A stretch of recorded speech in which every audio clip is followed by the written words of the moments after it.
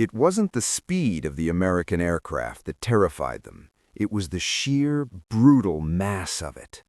The pilots of the German Luftwaffe considered themselves the undisputed kings of the European sky. By early 1943, men like Adolf Galland had racked up kill counts that defied belief. They flew the Messerschmitt Bf 109 and the Focke-Wulf Fw 190, sleek, agile, lethal machines designed to dance through the air and tear Allied bombers to shreds. So, when they first spotted the new American fighter escorting the B-17s over France, they laughed. It was a monster, a massive, barrel-chested beast that looked entirely too heavy to fly, let alone dogfight. The Luftwaffe pilots called it a flying milk jug. They joked that an American pilot could dodge a German bullet simply by unbuckling his harness and running around inside the massive cockpit. But their laughter would not last, because what the Germans didn't know was what was hidden beneath that massive metal skin. And later in this story, you'll discover why one specific German ace emptied all his ammunition into this ugly plane, only to watch it fly away. To understand how terrifying the P-47 Thunderbolt truly was, you have to understand the slaughter taking place in the skies over Europe. The strategy was called daylight precision bombing. The American 8th Air Force believed their heavy bombers, the B-17 Flying Fortresses and B-24 Liberators, could fight their way to German industrial targets unescorted. They believed the sheer volume of defensive machine gun fire would keep the Luftwaffe away. They were wrong. The autumn of 1943 was a bloodbath. During the infamous Schweinfurt-Regensburg mission, 600 heavy bombers were blasted out of the sky. 600 men were lost in a single afternoon.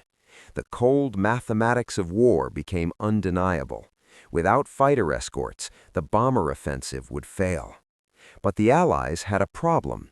The beautiful, nimble Supermarine Spitfire didn't have the fuel range to reach Germany and come back. The legendary P-51 Mustang hadn't yet arrived in numbers. They needed something that could go the distance. They needed something that could survive the savage punishment of a high-altitude dogfight. They needed the Republic P-47 Thunderbolt.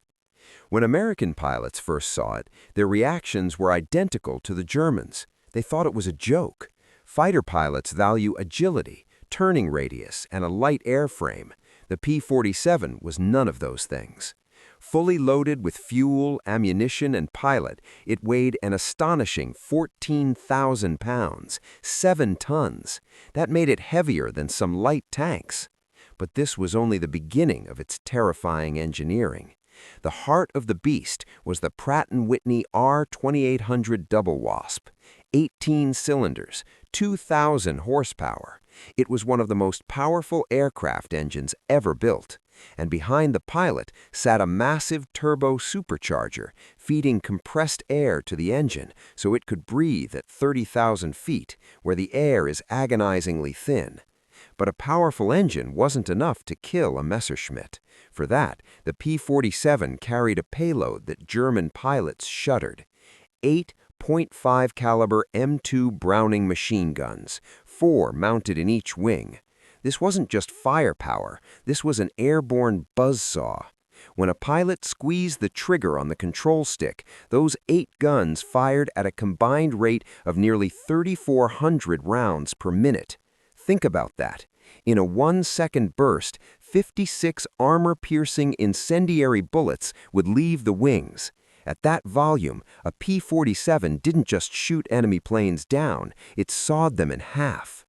But the Thunderbolt had a fatal flaw.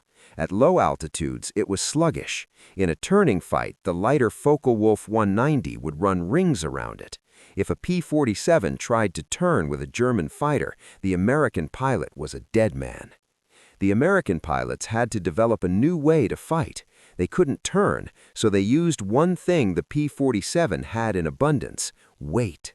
When a German squadron attacked, the P-47 pilots would roll their massive planes onto their backs and pull the nose straight down.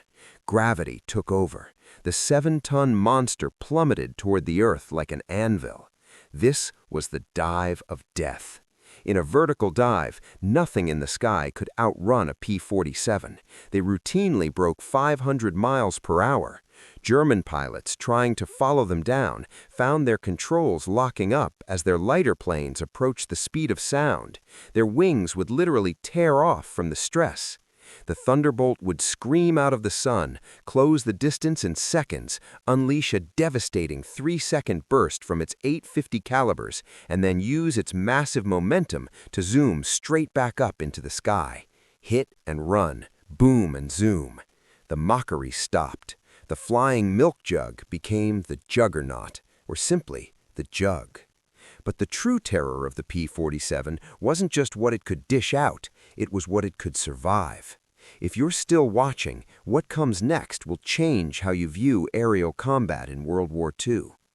On June 26, 1943, a young American pilot named Robert S. Johnson found himself separated from his squadron over France.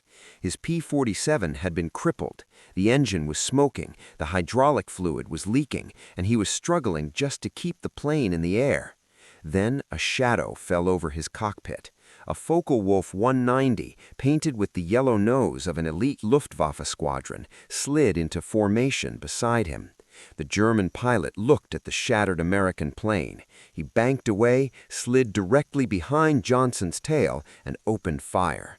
20mm cannon shells slammed into the Thunderbolt. The noise inside the cockpit was deafening, like being trapped inside an oil drum while someone beats it with a sledgehammer. Shrapnel ripped through the fuselage. Johnson hunkered down behind his armor plating, waiting to die. But he didn't. The German pilot pulled up beside him again. He looked at the P-47 in disbelief. The plane was completely riddled with holes. By all the laws of aerodynamics, it should have disintegrated, yet the engine kept running. The German dropped back again. He fired a second devastating burst. More metal tore away. Still, the Thunderbolt flew on. A third time, the German pulled alongside. He shook his head. He gave Johnson a salute, rolled his Focke-Wulf onto its back, and disappeared into the clouds. He had completely run out of ammunition trying to shoot down one American plane. Johnson limped his shattered P-47 back to England. When he landed, mechanics counted 21 holes from 20mm explosive cannon shells and over 200 machine gun bullet holes. The P-47 didn't just protect bombers, it protected its pilots. It was a flying tank. By 1944, as the P-51 Mustang took over the high-altitude escort duties, the P-47 found its true calling. It went down to the deck. It became the most feared ground attack aircraft of the war. Loaded with rockets, bombs, and its 8 machine guns, squadrons of Thunderbolts roamed the French and German countryside like packs of ravenous wolves. They hunted everything that moved. Trains, convoys, troop concentrations, and the mighty German Panzer divisions.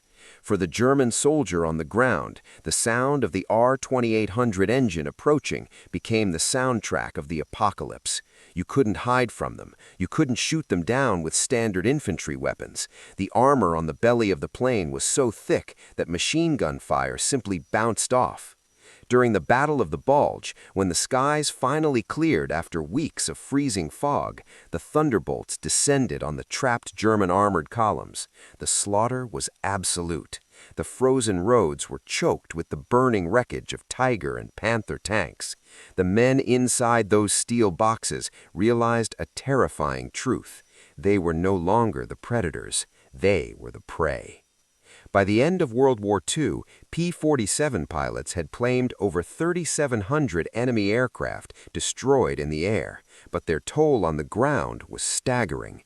86,000 railway cars, 9,000 locomotives, 6,000 armored vehicles and tanks. They were built to take punishment and to deliver far worse. There were 15,600 P-47s built during World War II. Today, fewer than 15 remain airworthy. The men who flew them are gone. The mechanics who kept them running are gone. But the memory of that massive radial engine roaring down from the clouds, that remains. Decades later, a German tank commander from the Normandy campaign was interviewed about his experiences. When asked what he feared most, the American artillery, the Russian winter, or the British infantry, he simply looked up at the sky. He didn't need to say a word. If this story stayed with you, subscribe, because the darkest tales of World War II are the ones they tried to bury.